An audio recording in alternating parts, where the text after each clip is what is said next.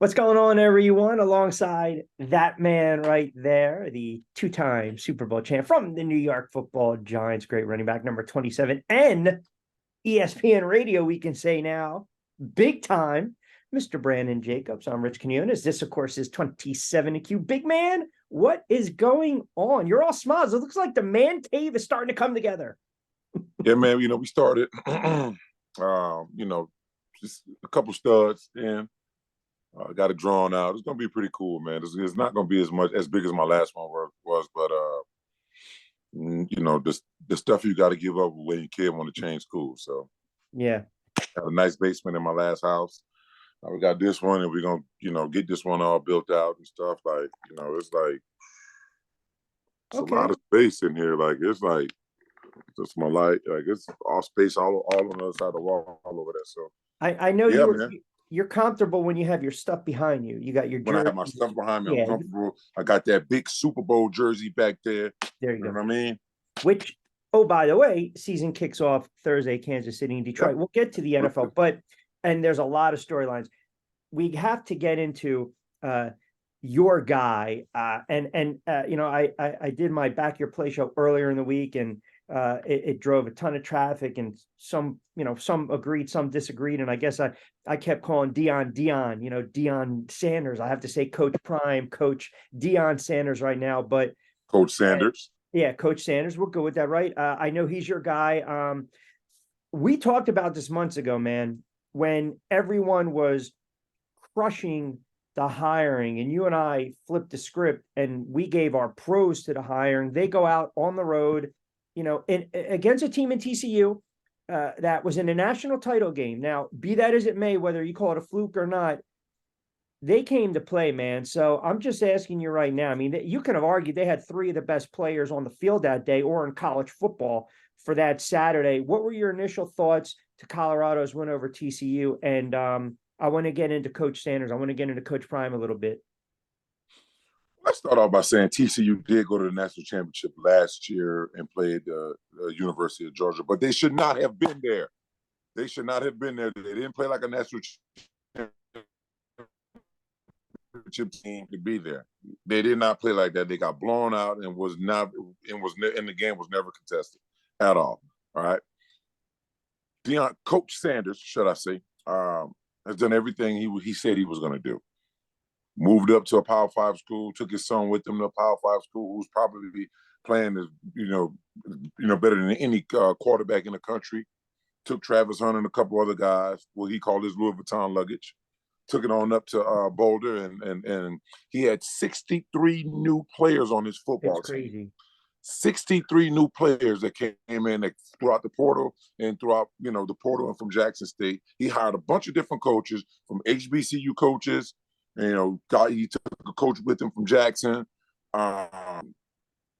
He just started off with a brand new team. So they had a lot to play for in week one, and try to prove a lot of doubters wrong. Not that they went out and played for that, but I think this is the norm for us, and I think this is something that we should get used to. Now, it's not going to be as easy for them, down the stretch as it is for no college.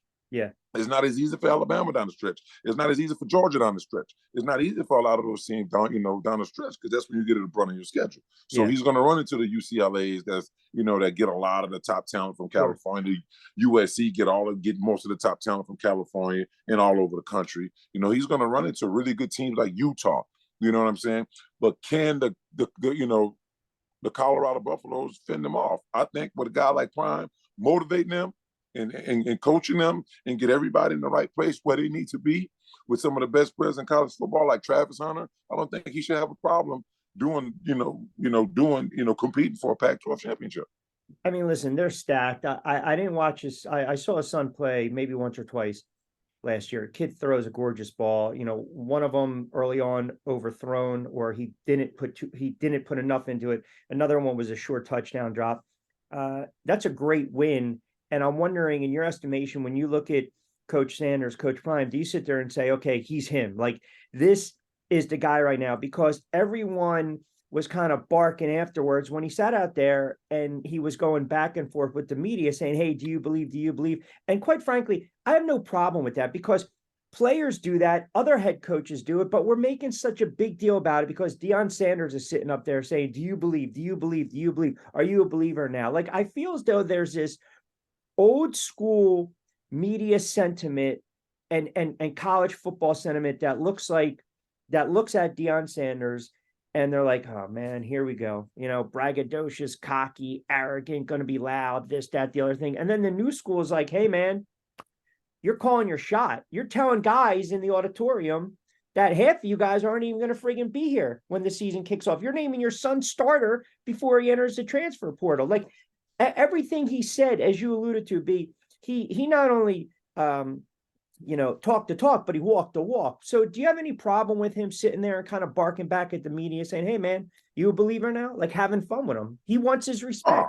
No, I mean, I don't have a problem with that at all, But a lot of that's going to calm down, him barking back. He's in a new place. Everybody said what he could and could not do at Colorado. He wasn't going to be able. There was tons of people saying he couldn't get the speed from Florida to come out and play Colorado in the cold. He did that.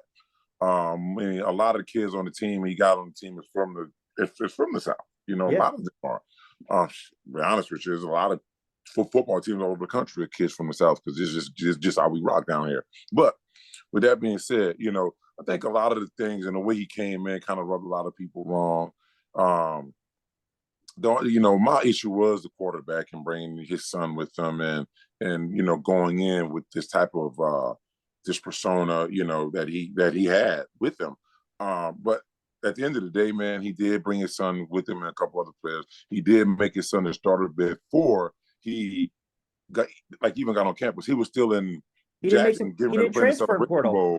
Yeah. And he made him a starter, but he comes out week one, throw for 4 touchdowns or 5 to whatever it was he had, and throw for 510 yards. Yeah. It's valid. Is this it's the valid? norm? It's valid.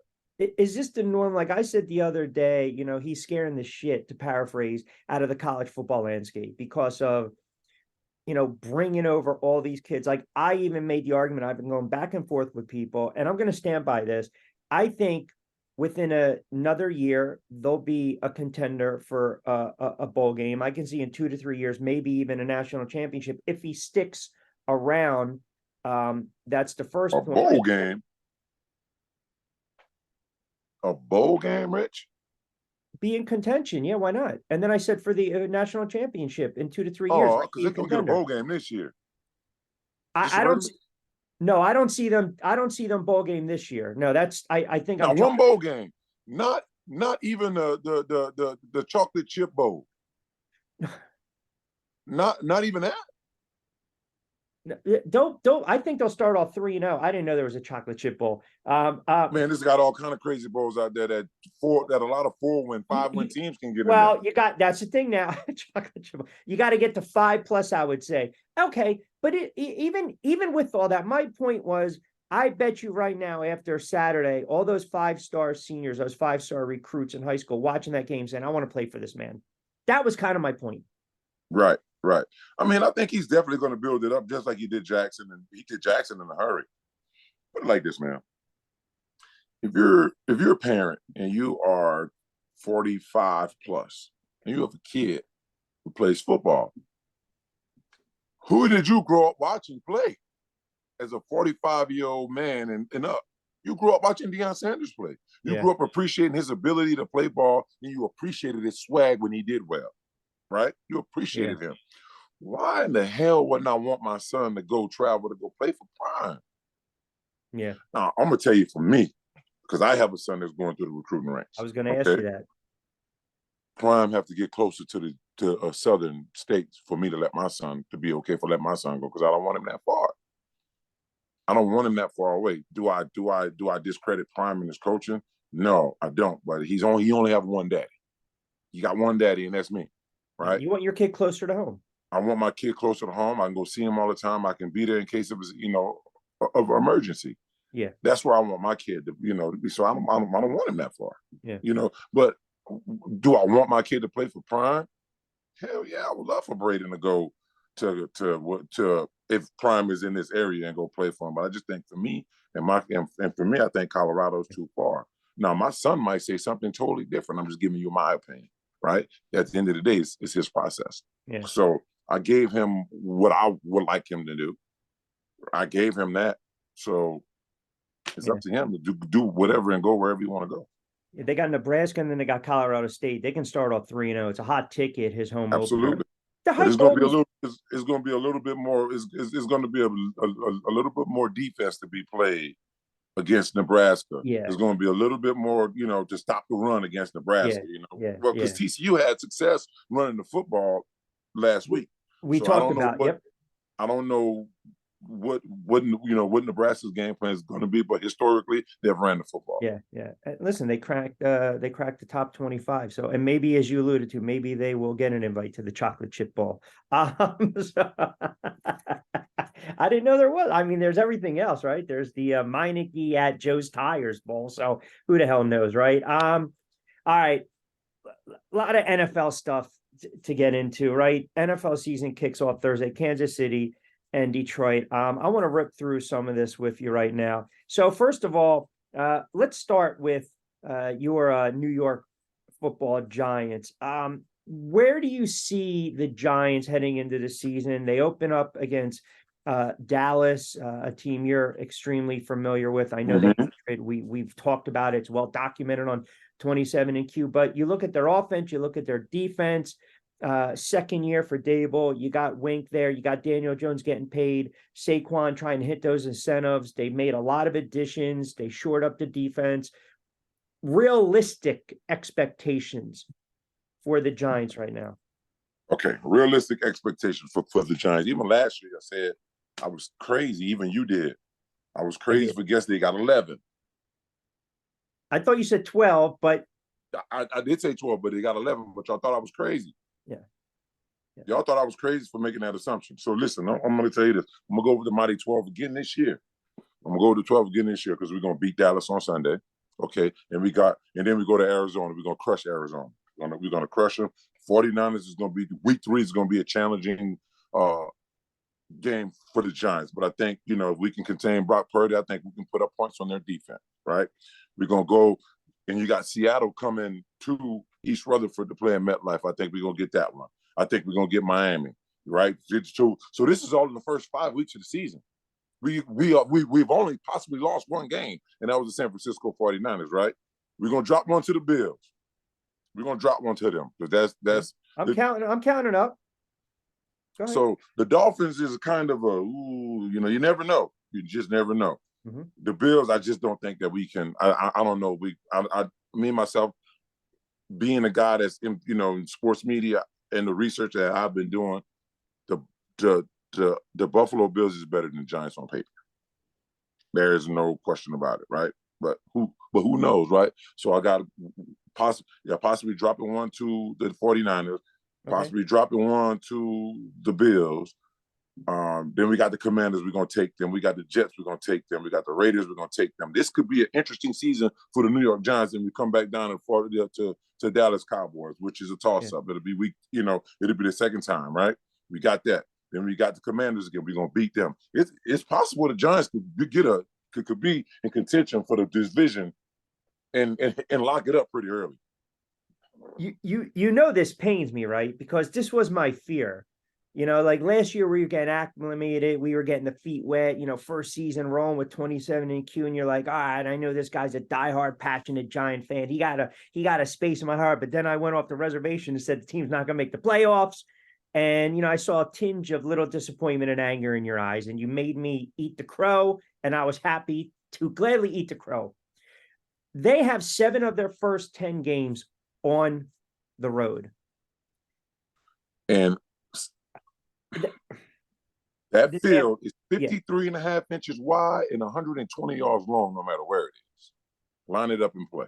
Yeah, but these aren't tough games. Like, these aren't tough. Like, a lot of these teams, Dallas on the road for the second time. You got to fly to Vegas. Still got to play Philly twice. Still got to play Philly. Can't beat Philly.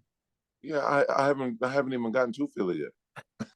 I haven't even gotten there. You talking about the games on the road. The worst thing about the road, I don't know what the travel plans are for the Giants, if they're going to leave on Friday or Sunday. When I was playing with Coach Coughlin, we didn't give a damn where we were playing. We were leaving on Saturday. It doesn't matter. Yeah. Okay. The most important thing about going out to play the Raiders is keeping the guys in the room. Just keep them in the room, take their time, and let them go to bed. You know, you're in Las Vegas now, right? So will they stay on the strip, off the strip? Like those are the questions that people need to answer. Then right? go to Dallas. That's tough. Yeah, they go to Dallas. Yeah, and that's going to be the second time around. It's a national 425 game. So you never know how it's going to go. Dallas is going to be licking their chop from week one. They're going to be licking their chop from week one. They have to beat Dallas to set the tone. You have to. They have you to. Have beat to. The if Dallas they don't Cowboys beat Dallas, Sunday night. if they don't beat Dallas in week one, a lot of what I just said can change. I'll give you that. Again, I mean, I'm not like you are, right? And I get it. I would love to sit there objectively and say, I mean, I have them winning 8 games. On a season? Yes. And I'm going to tell. I'm done with you, man. This is not working. This marriage is not working out. This is not working out. Period. It was going well for about a year. They're better than what they were last year. But here's the problem with that, and I'm not disagreeing. They have weapons. I'm concerned with the secondary. You're starting 2 young corners. Jackson's going to be in the slot. Okay. I'm still not sold on the line. I'm still not. Offensively, they should put up 25, 26, 27, 28 points here and there. But listen to me. Dallas is a tough game. Arizona, that's a win. San Fran's going to be a tough game. Seattle's still going to be a tough game. Everyone's overlooking Miami. Miami and Buffalo are tough games. Washington, hit or miss. We'll get to the Jets in a minute. They should beat the Raiders. If you lose to Dallas, you got to at least split. That's a must win. You beat Washington. New England's not a good team. Green Bay, they should win. New Orleans will be a tough game. And then I see 2 losses against Philly. They can't beat Dallas. They can't beat Philadelphia. So I can't, on good faith, sit there and say they're going to win 9, 10 games unless they go 4-2 games. It's 4 out of 17 games. You just said. I'll give you the wins right now. Let's say they get a win on Sunday night against Dallas. I'll give the win against Arizona. That's 2-0. I have them losing against San Francisco. That's 2-1. I have them winning against Seattle, 3-1. But then I have them losing on the road to Miami and Buffalo. It's 3-3. Washington, they win. The Jets, they lose, is 4-4. Then that stretch of 3 games, they beat the where are you going? You coming back?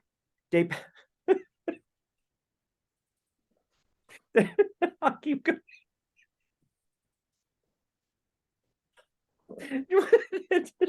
This is not the preseason. The Jets will not beat the Giants during the season. 4-4, and then I have them. I have them losing to Dallas, Washington. That's 5-5. They beat New England as 6. They beat Green Bay as 7. Then I have them losing the next 3 out of 4, and they get the 8th win by beating the Rams, who I think are not going to be good. I have them as an 8 win, maybe 9. I think last year they exceeded expectations. Everything hit for them, and they had to grind out a lot of ugly games. And their schedule this year is much harder than it was last year. 12 games, man. 11, 12 games for me. That's what I'm going with. Tell me if you agree with this, since you don't agree. So far, I haven't agreed with nothing you said, so I'm probably going to disagree with this too. So, the Duke doesn't lie. Daniel Jones, 3,800 yards, 27 touchdowns, 450 yards rushing, 5 rushing TDs. I have him pegged for right around 66 completion percentage, 9 picks. So that's over 4,000 total yards, 32 touchdowns. Realistic? Yes, very realistic. I have Waller going over 1,000 yards. I think he's going to be a beast. With him in the middle of the field from hash to hash, that's going to make the Giants' offense so much better. Yeah. And the young kid that they just drafted from Tennessee, CJ, Wyatt. Hyatt. Yeah. No, is it? Yes, so he's going to be a downfield threat. Yeah. He's going to be a downfield threat. I think we're going to be better on offense than we were in the past. Agree. And we got Bark back in the backfield. Agree. And the line is still pretty young. The guys, if we can stay healthy on the line, we're going to be okay. Neil, Three of the 5 starters are under 5 years of pro. yeah, yeah. No, You got listen. 2 tackles. Yep. I think all of them actually is under 5 years, like under being in the league for 5 years. It's still a work in progress. It's a shuffling line. They're going to throw. Saquon's not going to have to carry the ball 295 times. I mean, I got him pegged for right around 1,200 yards, 10 TDs, similar to the numbers last year. He's not going to have to carry the ball close to 300 times. He can't, and you talked about it. Yeah, he can't do that again. He But can't keep it. Slayton, Robinson, Shepard, Hyatt, Bellinger, Waller, Saquon, you got, Hodges. I didn't even mention him. I mean, they should be able to move the football. I'm concerned with getting to the quarterback. I want to see if Thibodeau can take that next step. He didn't have a ton of sacks. He had pressures late. He came on, and the corners worry me. You have 2 rookie corners starting the season, man. And what do you do? What do you do when you have young corners? You have to get to the quarterback, right? Got to get to the quarterback. You got to put pressure on. So that, I mean, a lot of times those corners are going to be in man coverage. A lot of times if you're going to pressure. All right, we got obviously you like them Sunday night against the Cowboys. I'm not even going to ask you that. The Jets. Did you hear what their cornerback DJ Reed said? How they can he said they can be a historic defense. So I pulled it up. You got Sherwood, Mosley, Williams, you got Sauce Gardner, you got Whitehead, you got Adams, you got Williams, you got Lawson. Good defense, no doubt. I don't know if it's more bravado, but when you have a teammate that says something like that before the season even started, and let's be honest, they haven't even won, they've won nothing diddly, as I like to say, a cup of coffee of success in the playoffs, right? Except for 69 with Joe Willie. They've done squadoosh, nothing. Like, I'm sitting here saying, what are you going to be, the 75, 76 Steelers? The 2000 Ravens, the 85 Bears, the 86 Giants? I mean, don't you have to win first? You got to win first, man. You got to win first. Got to make the playoffs. Got to make some noise before you can make those type of predictions, I guess. But it's his team. It's his team. It's defense. This is guys he got to go to war with. It's the guys he believe in.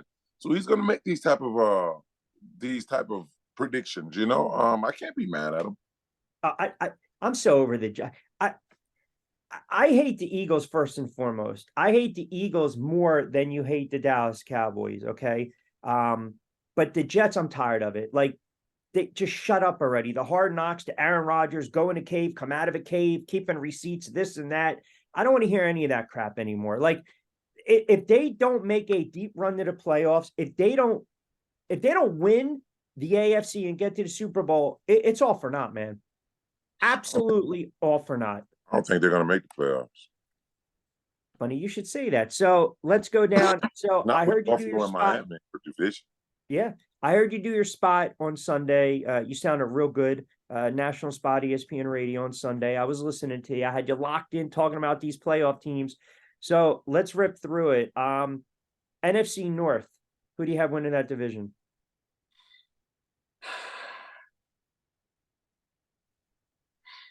The NFC North, who I win in division, I'm going to go with Green Bay, man. Ooh. I'm going to go with Green Bay. They got a new quarterback. He's different than anything they've ever had at quarterback. Yeah. So let's see how this works out, right? My co-host JT was pushing hard on the Vikings. For whatever reason. They were great last year. They did great. He's a Captain Kirk fan like I am. He was a Captain Kirk fan. But down the stretch, they weakened. Yeah. They were like a metal baseball bat from week 1 to week 10. Defense right? was a metal horrible. baseball bat, and they went to a coat hanger from week 11 on, the defense. They broke down drastically. Yeah. Right. So I don't have any faith in the Vikings. Have the Green Bay Packers showed me something in the preseason? No, right? Detroit Lions is supposed to be really good. We know what Chicago is going to do, so I'm going with the new quarterback. The new quarterback situation in Green Bay. I've got 2 coming out of division. I'm still sticking with Captain Kirk until otherwise. I got Minnesota. I have Detroit as a playoff team, even though Jared Goff to me is He's looking for that new contract. They got all the weapons. A little nervous about their defense. They added some linebackers and whatnot, but I like the head coach. I just think they're ascending. But Jared Goff was one of the quarterbacks I had is on the hot seat because we need to see him duplicate, the success back-to-back years. Kind of like Daniel Jones. Put up the numbers, got paid. Now you got to do it again. So I've got Detroit and Minnesota out of the North. NFC West, I'll tell you my two. I've got San Francisco. They just gave Bosa. They locked him up. Huge numbers. I mean, the most money ever given to a player that's a non-quarterback in NFL history. That was done earlier today. And then I got your guy in Seattle, Geno Smith, man. So I got two. I got two coming out of the NFC West. I think on paper, San Fran is still the class of the conference if healthy. So who do you have coming out of the West? I got San Fran coming out of the West, but I don't know if I can give the nod to anybody else in the division though. Okay. All right. I know where this is. Because I really think that I really think the Giants are going to have. I mean, I really think the NFC East have three teams in the playoff.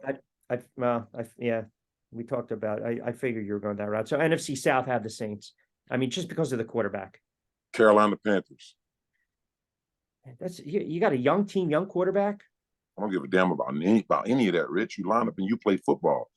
That's it. You got a young team with an astronomical explosive quarterback back there. Soft schedule too. You asked me, would they play a good defense last year? The only thing Carolina Panthers missed last year was a quarterback. Yeah. That in that conference is so weak, it's so flimsy. I'm going with the Panthers. Yeah, I see a lot of people are kind of thinking. I mean, I thought New Orleans because you arguably have the best quarterback. The most in the division, who's proved a little bit more than who's there. Yeah, they had the water pistol last year in Jameis Winston. They had crab legs. I mean, it wasn't working out, right? So you kind of wasn't working out. All right, so you've got Carolina. So that's 1, 2, 3, and then you got San Fran. You said that's You got Green Bay, San Fran. Oh, Green Bay, San Fran, Carolina's 3, and then you've got 3 coming out of the NFC East, so I need one more. So you have I'm going to assume Dallas, Philly, and the Giants. Yes. But you don't have the Saints making the playoffs. No.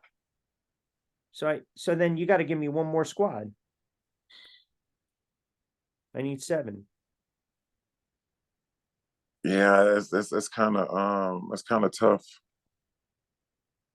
I thought the Saints, that's your squad. I mean, not your squad, squad. I love the Saints. I love the Saints. I'm a Louisiana grown boy. Yeah, Ain't no question about it. I love the Saints. I just don't think that they're gonna. You know what? Let's go ahead and throw the Saints in. That's gonna be my one more team in the NFC. Let's throw them in. All right, you just got to push them a little bit. Yeah, you just got to try. Push. Listen. I know where you're going with this AFC North. I know you're a big Ravens fan. You love Lamar. No question. Give me the Ravens. Give me the Ravens all the way to Miami. Is it this year?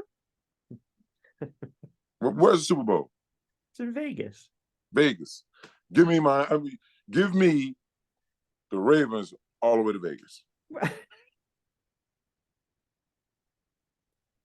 I got 3 coming out of the North.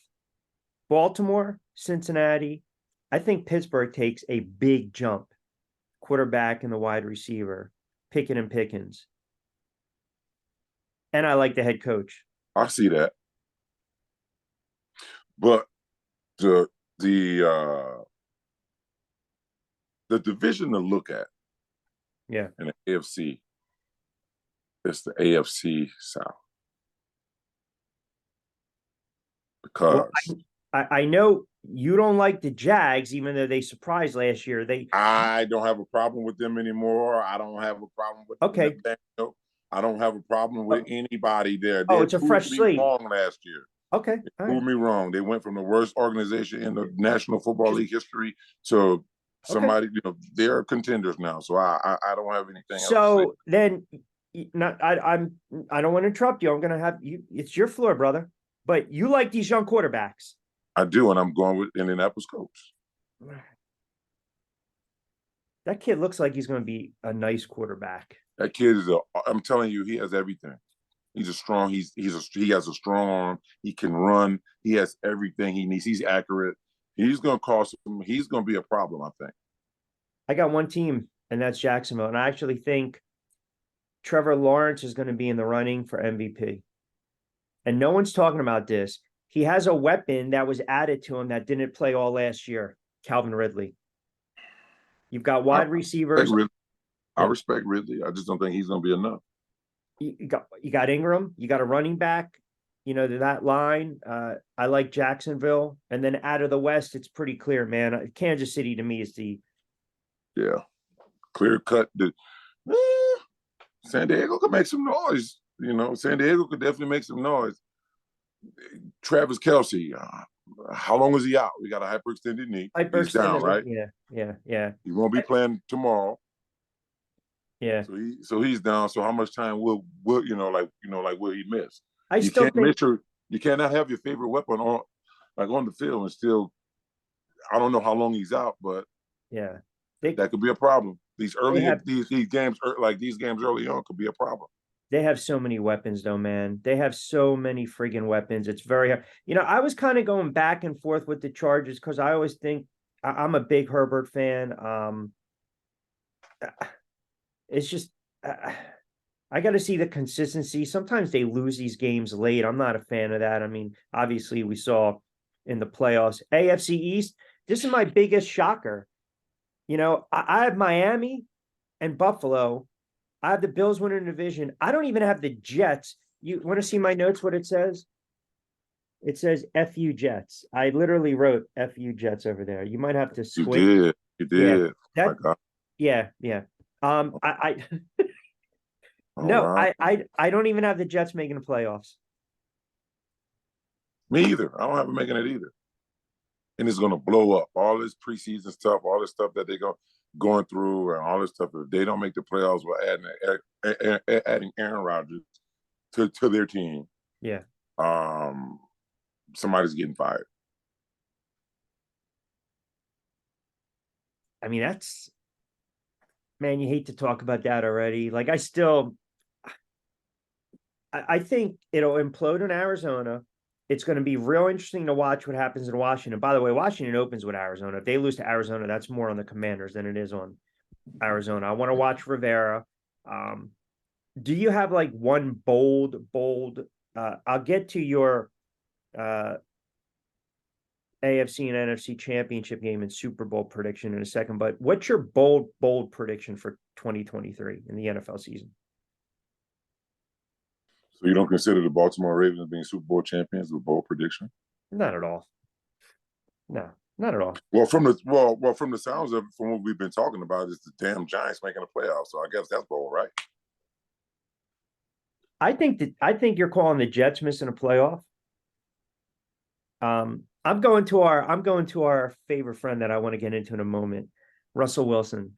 Russell Wilson will be benched. I'm going to say midway through the season. He does have Sean Payton now. He's a little bit different when dealing with players. We all know that. Did you hear what Payton said? No. What did he say? Okay. This is according to ESPN. Broncos coach Sean Payton told Russell Wilson that to salvage his career, he needed to focus less on Russell Inc. Quote, "Will you effing stop kissing all the babies?" Payton said. "You're not running for public office." I mean, you can't script this. He's being too professional. He's doing more than he's asked to do, and this is a distraction to him. Who is? Russell Wilson. I see what Payton means. He's a fraud. I see what he means. Huh? He's a fraud. He's too but you doing all this man. Stuff, and you got all of this stuff going on with you and your wife, and there's just so much other extra stuff added on top of him that he doesn't need. He doesn't need like Payton say, going on like kissing all these babies and got to be around for this. Man, focus on your craft and your team. Focus on the Broncos offense. I don't think he'll be benched though.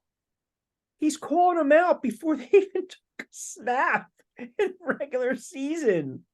I'm telling you, he's seeing ghosts, man. He was sacked 55 times. If he's in playoff contention, anywhere near it, he will not be benched. I don't care how bad he's playing. But what if they're not? What if they're 2-5? 2-5. That's potentially still not crazy, just depending on how good their All defense right, here are. you go. They open against the Raiders. They have Washington, Miami, Chicago, and the Jets. 1, 2, 3, 4, 5. What if, and then Kansas City, and then Green Bay and Kansas City before the bye. So 1, 2, 3, 4, 5, 6, 7, 8. I can see them being a 3-5 team.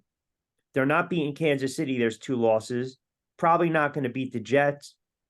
Probably not going to beat Miami. Mm. Who do you have AFC Championship? The Bills and the Baltimore. Ravens. And who do you have NFC? Well, the Eagles. The Eagles and 49ers? the Eagles and the Niners. Again, it's the same. Yeah, the same thing from last year. Who'd you pick on Sunday? So who's your Super Bowl? I know they were pressing you a little bit on that. Who my Super Bowl? Yeah, who do you have playing in the Super Bowl? The Eagles and the Ravens. 2 birds. Remember? Eagles and the Ravens. Yeah, you got the 95 clash. Yeah. Yeah. By the way, your knowledge on who would win that fight, I'm like, what is this guy, an expert on friggin' birds? Yeah, Raven is so much more aggressive than a damn eagle. You don't even see them. They're a rare bird. They're a rare bird. There's no question about it. Smaller, but rare and super aggressive. Super aggressive. Yeah, I would have had a problem with you saying the Eagles were going to win the Super Bowl, but that's all right. That's okay. I got a problem with you saying the Giants won't even make the playoffs, and that's your damn team. So we're even on our problems. There's no way they won't make the playoffs. I feel like See, I guess I've been in a locker room since the season has ended. And I guess I've really sat down and had a conversation with the Of course, you're around them. Right. So but for me, I sit and I said, man, I would love to play for this guy after talking to him just now. Yeah. I would love to play for this guy. I'm going off of a feeling I got when I was in the locker room. Yeah. Listen, I can appreciate that. And you played for a decade and you won 2 Super Bowls. I mean, I'm sitting here with my little helmet telling you what I think is going to freaking happen. It should be the other way around. Tell me, man. Right. By the way, I have, are you ready for this? I have Cincinnati and another team that's been kicked and laughed and mocked since the dawn of time, except in the 50s.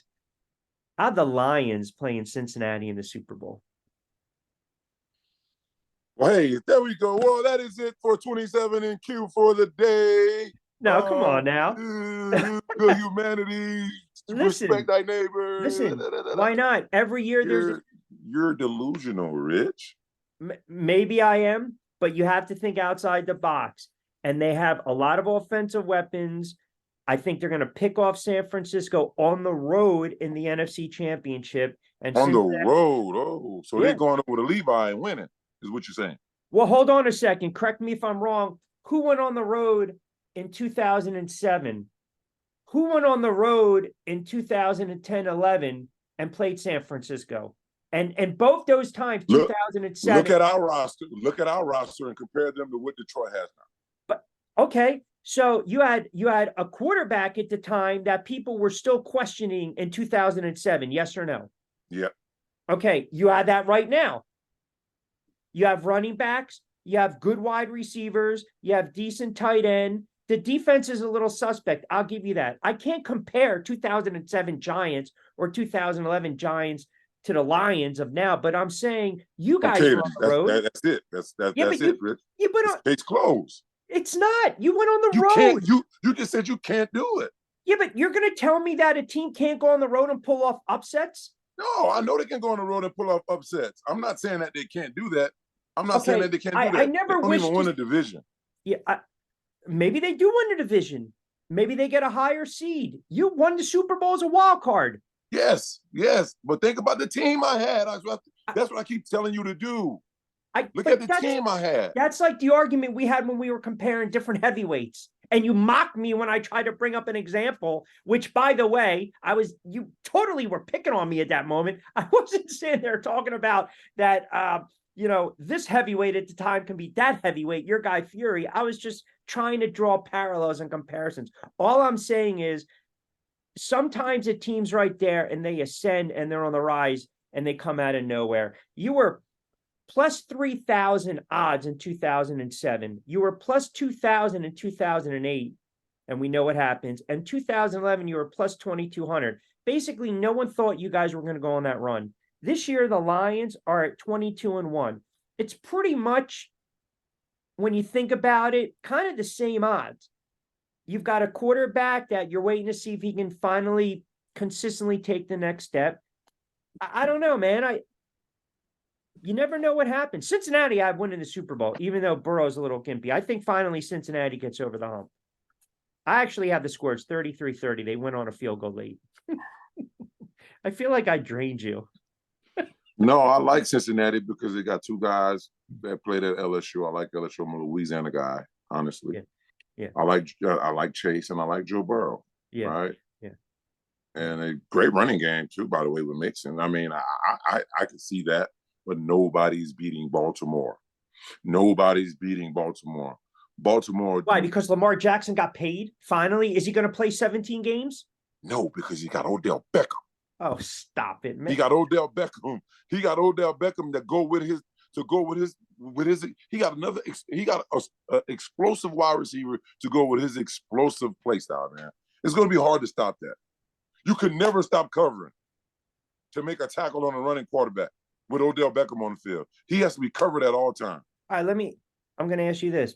Be honest now. What conference do you think is harder to come out of, the AFC or the NFC? Oh, the NFC. What? Yeah. The NFC? Yeah. With all due respect, and I love you, you're my guy. But as you said, are you delusional? The NFC? Yeah, but how you talking about AFC when the Chiefs run through everybody? Simple. But you still have to potentially go through Cincinnati, Buffalo, Miami, Baltimore, Kansas City. In the NFC, it's two teams, San Fran and the Philadelphia Eagles. That's it. Mm-hmm. So Baltimore still has to get out of their own division. I think that's going to be. I think that's going to be. I don't think that's going to be a problem. I don't think that's going to be a problem. That's another team I got winning 13 games. Baltimore winning 13, 14 games this year. So you think now that Lamar got the bag and everyone's happy, this, that, the other thing, he's going to put up these monster numbers? I mean, yeah, he's going to put up monster numbers. He's going to do so. I really feel it. I really feel it and believe that it's his time, man. It is his time right now. I think I got faith in the team. Houston, Cincinnati, Indianapolis, Cleveland, Pittsburgh, Tennessee. I mean, that's pretty soft. You get through Cincinnati, they beat the Colts. Cleveland, Pittsburgh is their first tough game. Tennessee, my Lions, and then Arizona. They'll probably stockpile some wins. Well, what do you think? Let me ask you a question. This is weird. This is out of line, like weird question. I'm just going to put this team from the AFC in the NFC East, and I want you to tell me how you think the Kansas City Chiefs would do playing the NFC East schedule. They would have a problem with one team, and that's the Eagles. That's the only team you think they have a problem with? I think they would put up 35 against the Giants, and they would destroy Washington and Dallas. Eagles have such depth. That's why when I was looking at the numbers, and we were talking about the Jets with this historic type of defense, the Jets had 45 sacks last year. Conversely, the Giants had 41. The Philadelphia Eagles had 70. They had 4 players with 10 or more sacks, and they had a linebacker with 16 in Reddick. They have such depth at the defensive tackle and the defensive line position. That's why I think them and San Fran are the class of the NFC. But again, for this year, for the show, for these purposes, for predictions, one of them gets pinched, one of them gets knocked off in an upset. Hence, I'm going with the Lions. But to your original question, I mean, we saw the matchup last year. Even when Mahomes was banged up in the Super Bowl, the Kansas City Chiefs and Andy Reid made adjustments in that second half. Even when he was gimpy, they made They got they might have them. They could potentially have the weakest division in football. The AFC West. Yeah, I would totally agree with that. The Raiders, Denver, Chargers are a decent team. The Chargers are a decent team, but I don't think they Yeah. have enough to compete with the Chiefs. I would say the AFC East and the AFC North, in my opinion, are the two most competitive. The NFC East, listen, we agree the Eagles are really good. Take your giant hat off for a second. I know I know. It's been off. Okay. Okay. Then I want, two guys sitting at the bar, having a couple pops, a little smoking and joking, the truth serum. Here we go. A couple pops. Right? Spicy margaritas, as you say.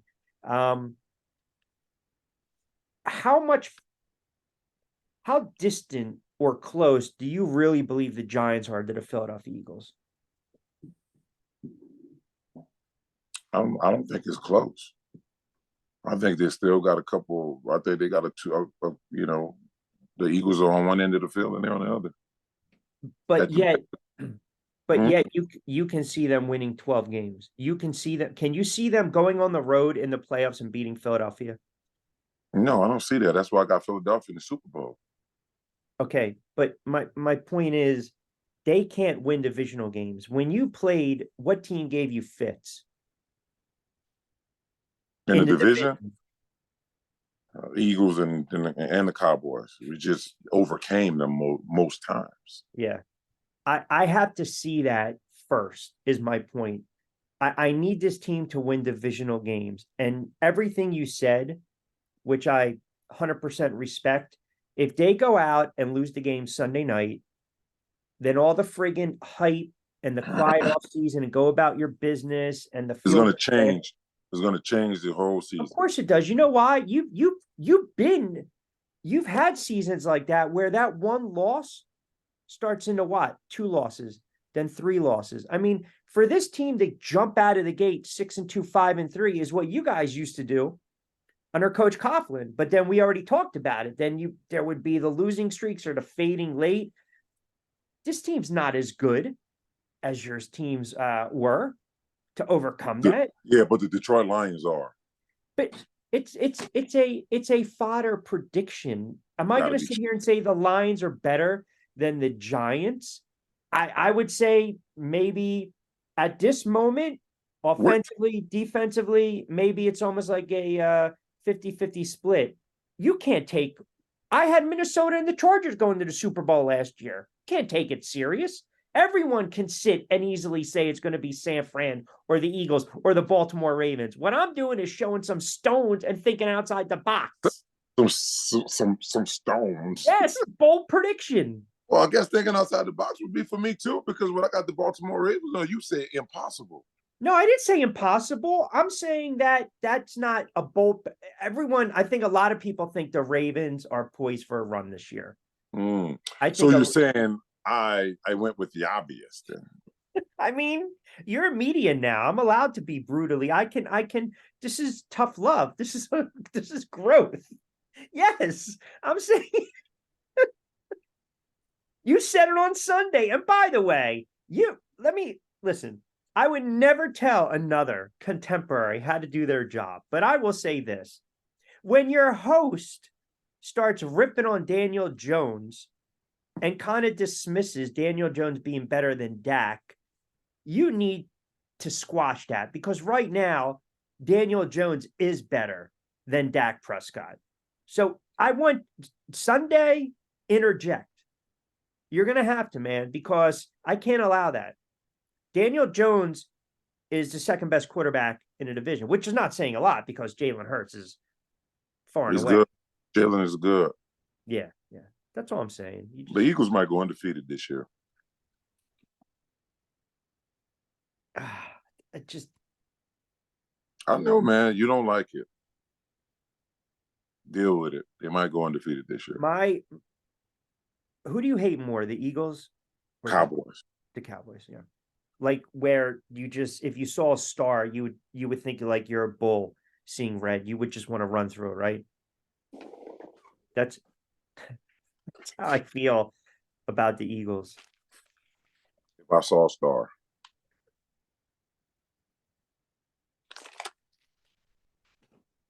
Free advertising. Cut the check.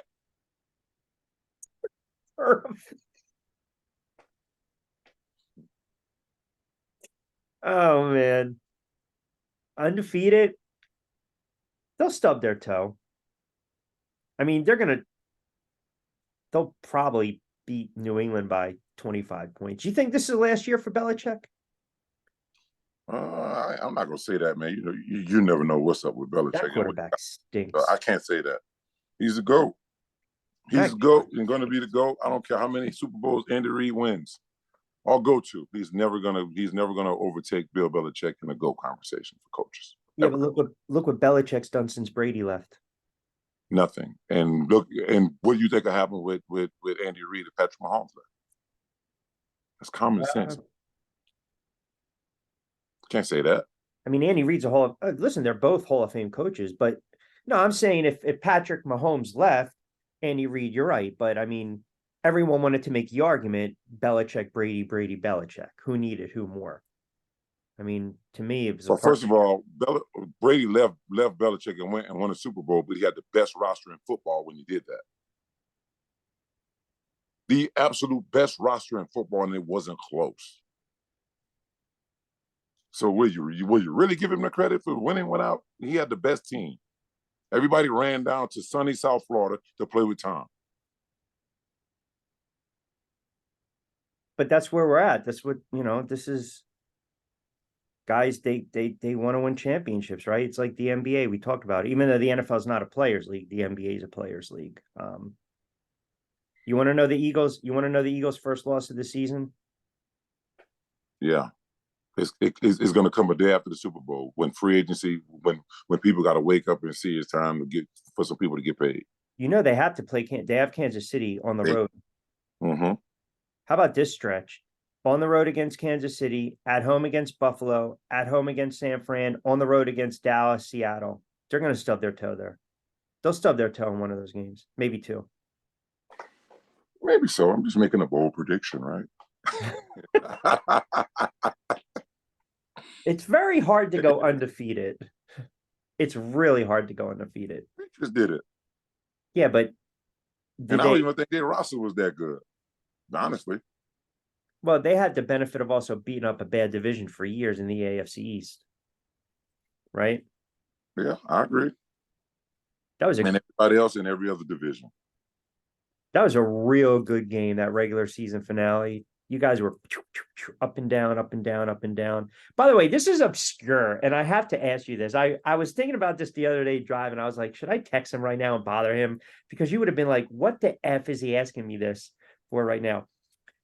You know who always I thought I got nervous when he was receiving punts, fielding punts for you? Who's that? Yes. Wasn't Hickson?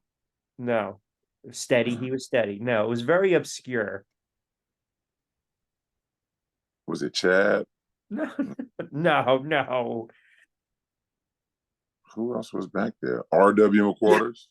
For some reason, I'm driving the other day.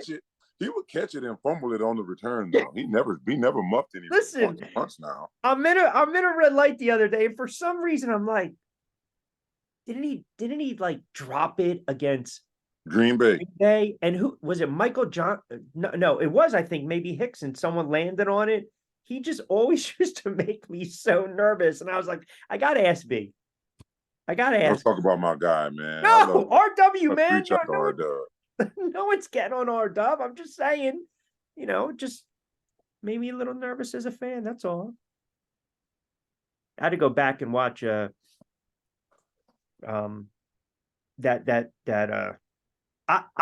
for my money, 2007 was an unbelievable run. 2011 was so unexpected, don't you think? Oh yeah, no question. So, and here's another one, and man, we knew we'd win once we got there though, because we dominated New England during the season.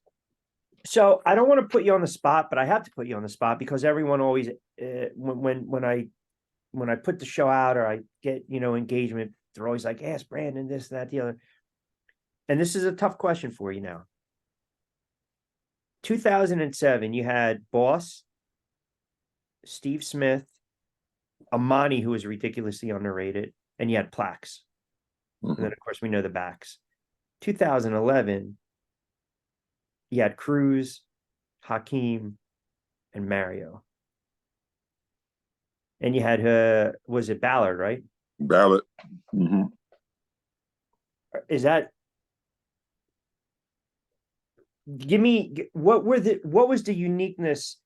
Give me the pros of that 2007, those receivers. Well, the and 2007, the 2007 core was more of experience, more experience. They knew how to be pros. Not that the 11 guys didn't. They've been around. Plexico came in from the Steelers. He knew how to win. Amani was already with the Giants, who didn't have a bad stay with the Giants as far as wins and losses. He played in the Super Bowl. Prior to that, in 2000. Yeah.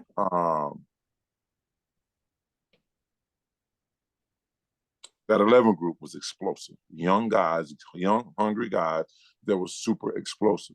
But none of them really drew any real double teams like that. Right? Now, they did put a guy over Cruz when they realized he can run. Right? And Akeem had the middle of the field sewed up, locked up. Right? And Mario Manningham, he made big plays when his number was called. He made big plays. He got, he kept the chains moving. They were super hungry, young, and explosive, man. So if I had to pick a bunch of guys to play with that helped me, I'm gonna go with the 2007 group because we was able to run the ball a little bit more effective that season. Yeah. I'm not saying one group is better than the other group, but I'm just saying that for team success, I think the 11 group, the 2007 group was different because we had a 6'5" wide receiver that can run. Yeah, I felt 2011. Anytime any of those three caught it, they can go to the house. 2007, Smith. My father used to call him Chains because he just always moved the chains. Right, Amani was steady. Plax was the target in the red zone and down the middle of the field as well, right? And he broke some long ones too. Man, imagine if those guys didn't get hurt though. Yeah, that's. I thought Knicks could have been that man could have been. Man, listen, that man was 10,000 yards. What that man could have? That man had the ability. He was big, strong, was explosive. He had run away from you. He had great hands. He had everything, man. He was a beast in those. But that damn foot, though, man. Yeah, it jumped up and it bit him, man, and it kind of slowed him down a lot. Yeah, no knee problems. It was the foot. It was a foot he had. He had a foot, and then he had knee problems as well. Yeah, I remember the playoff game against Atlanta, and then the divisional game against Green Bay. Yeah, just bounces right off, and then the Hail Mary. And how about that 2011 NFC Championship? How bad was Cruz toasting Rodgers? The DB? What? He was. Yeah, I know you're talking about. I played with him in college. I didn't really know who it was he toasted, but that's who it was. Carlos Rodgers. I didn't know it was him. I'm just finding that out. I didn't know it was him, but he toasted his ass, or whoever it was, toasted him. But man, that was probably one of the most physical football games I ever played in my life. Yeah, them boys was hitting. Yeah, but we ain't never quit though. We kept going at it. Though. I mean, we didn't call the plays, but they was in that thing sticking. And we went right back out. They were coming, boy. That was the best team in the National Football League that year. You asked me, my 49er team, 100%. But the two obviously, the special teams were the difference in that game, right? Yeah, absolutely. The fumbles. How for everyone that always questions Eli and it's not his toughness, but which is foolish to question. I always look at the signature game. For me, when I look at number 10, I say the signature game was the 2011 NFC Championship because I never saw a quarterback get knocked on his ass so many times and he just kept getting back up. I mean, you're there in the backfield, you're on the field. I mean, you know, helping him up off the ground. He got dirt in his face. He just kept getting, and it wasn't the fact that they just beat us like that. It was just the fact that it were a battle. Like them boys was, we were. It was good matchups up front on the D line with our O line. It's just that they was hitting them after the play. You know, they had to. I mean, they didn't have many sacks now. yeah, they They just didn't knocked have him on many his sacks, ass. but it was just a lot of knockdowns and pressures. It was just a lot. Yeah, but Yeah. you know, you go through it, man. And Eli showed he was tough, and he showed he was, that he was able to maintain, his ability to still be great, in the midst of all of that. Was it nerve-wracking more in 2007 when Tynes kept lining up, or was it more nerve-wracking in 2011? It was more nerve-wracking in 2011. I'll tell you why, because I wanted to get that damn game over with. Green Bay was nowhere near as physical as San Francisco 49ers. Nowhere. It was cold, but I wanted to take them out when we had the chance. Because, boy, keeping on going back out there, me and Ahmad, now we fought back and we battled every play. We was out there. But that was when I wanted to get over with. You had a lot of assignments in protection, right? Pass protection. Yes, a lot of assignments in protection, some blown and some made. But boy, they was doing all kind of twists and stunts and bringing safeties, bringing Dante Whitner like off the edge. Like they were doing a whole lot. They would always bring one more than we can block, even they played man, so they were just coming. Yeah. Even with the back staying in, that's 6 people to protect. They bought 7. They was bringing 7 and playing man on the outside, which is why Cruz had the game he had. Yeah. He was. Mario Manningham had a great game that game as well. He had I mean, that zip ball in there, and then he comes down awkward on the touchdown catch. I mean, it looked like his leg contort. That game as a fan was so. 2007, you just knew if you kept pressuring Favre, he was going to throw the ill-advised pick. Yeah. Right? And by the way, there were some, I think 2011, the Green Bay game was a horrible call that went against you guys. I think on a fumble that wasn't. It could have changed the complexion of the game, but you guys fought through it. 2011, man, there were some plays in that, I think the one play, Ahmad, I don't remember if he put it on the carpet or not, if his knee was down, the one play with Cruz, and then a couple plays with San Fran. But it was nerve-watching to watch because it just, when those games, and I know the Green Bay game as well in overtime, but when those games get to that point and it's back and forth and you're like, oh, just get in field goal position and end this frigging game. But once you guys got the muff, and you got the ball. It was over with. We had to finish that. We had to finish that. But we all trusted and believed LT would make that kick. And he did. Yeah. That's crazy, man. That's 2011, huh? I did not know that. Something totally random right now, and we could talk about it a little bit, and we can jump into it a little bit more on the next show. Shakur Stevenson is about the dog walk Frank Martin. We'll get into that next week. We got to do the expedited, get out of here, say goodbye, do what you need to do. Yeah, because I got dinner to go to with the wife. Hey, everybody, this is your boy. You know it. 27 on the roster, but number 1 in your heart. Great humanities. Yes, ma'am. No, ma'am. Yes, sir. No, sir. Please and thank you. There you go. You guys have enjoy the rest of your week. Have a wonderful weekend. And yeah, we'll be with you soon. Peaceful, 2-time Super Bowl champ, the running back, number 27, Brandon Jacobs. I'm Rich Quinones. Thanks for joining us for this edition of 27 in QB. We'll do it again next week, pal. Always appreciate it. Yes, sir. I got you, brother. It's good seeing you. You too, bro. Take care.